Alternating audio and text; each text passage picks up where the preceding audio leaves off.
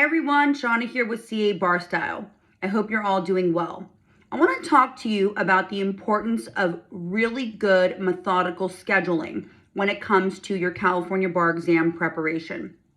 So most courses and the trajectory of their scheduling is pretty overwhelming and pretty cookie cutter. Usually the structure of the scheduling is focused primarily initially on the MBE topics, which as you know are quite large. And then it goes right into non-MBE and then right into memorization leading into the exam. Why that is so risky is because especially with these big MBE topics, you have to allow, or the schedule has to be structured in a way that allows you to have a re-review process of these big ticket items. So as you know, we're not just talking about torts, we're talking about negligence, product liability, defamation, privacy torts, intentional torts, miscellaneous torts, and how do those torts cross over with other areas in essays, and how are they tested on the multiple choice component.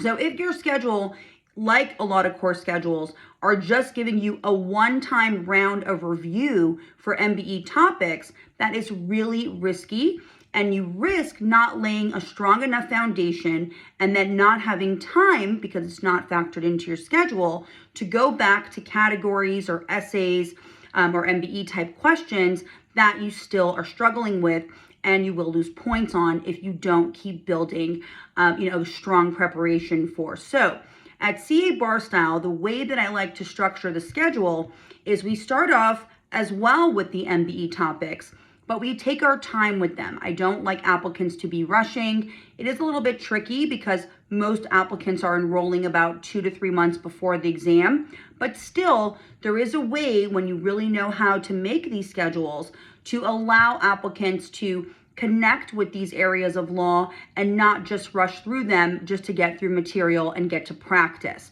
So a first round of really good methodical, time-taking connectivity of the MBE topics and subcategories, and of course practice. And through that first round, and of course the tutoring that we do, I'm then able to assess how it's all going with every single area of the exam, and then come up with a game plan so that by the first assessment, let's say about 3 weeks or 4 weeks into the course, and we're looking at the non-MBE topics now, as we start these non-MBE topics, starting usually with remedies after civil procedure, then applicants are doing a second re-review round targeted at MBE topics and areas of improvement that I'm having them work on. So that second re-review is crucial, and it is, it does add time to the scheduling. So it could be a little bit, I don't want to say overwhelming, because I still try and make it methodical and tangible, and give applicants, the time breakdown of really how to factor in the re-review process. But for applicants that get to it, it is so beneficial, and they end up going into memorization, not only knowing areas that they need to improve in, but having improved in them. And maybe there's still a few things going on by the re-review round or by the memorization round, but of course that's where I'm coming in and guiding on exactly what to focus on. Now the third round is solidification. So just to reiterate, we have very methodical connectivity MBE review, then going into the non-MBE subjects, and as we're going into the non-MBE, we're doing a second round re-review of MBE areas, really streamlined and focused based on my assessment of the applicant and where they need to go and focus.